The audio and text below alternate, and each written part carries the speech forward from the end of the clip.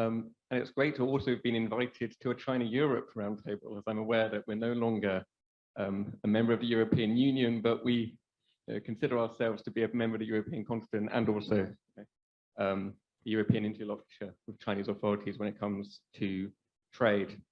And I'm not going to discuss business sentiment, because I'm aware that my colleague Rachel from the British Chamber is here as well, representing the UK. So instead, I'm going to address the point that you mentioned, Andy, about new concepts and sustainability and the multilateral order.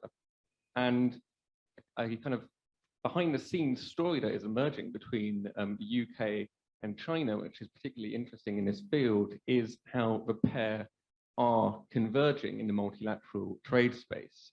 Obviously, we are moving towards a new dynamic of Asia-Pacific trade with the launch of the RCEP and the CPTPP recently.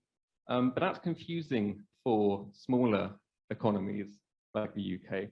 And why is this linked to sustainability? Well, one has far higher standards in terms of environmental protection, in terms of employment, labor law, and operating a business in a sustainable, green and fair way than the other. That one is the CPTPP. And there is what I call free trade disagreement. I published an article on this topic last year, where I pointed out that regulatory divergence is appearing in trade policy. So, for example, with sustainability, you have the RCEP, which is a US-style trade agreement, which does not touch on sustainability or environmental protection at all. And you have the CPTPP, which offers the gold standard in terms of trade policy worldwide. You also have European FTAs with Asia-Pacific nations, so most recently being with Vietnam in 2019, which included far-reaching clauses on improving Vietnam's sustainability contributions. And the same clauses were then featured again in the EU-China CAI, which unfortunately is currently on ice for various reasons that have already been touched upon today.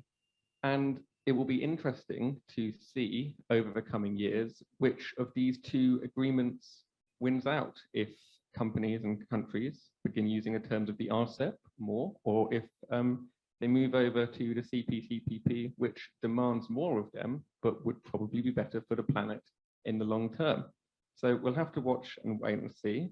The UK and China are both trying to join the CPTPP, so that would be a helpful nudge in that trade bloc's favor. And hopefully, the Asia Pacific can become a bulwark of a sustainable future for trade going forward.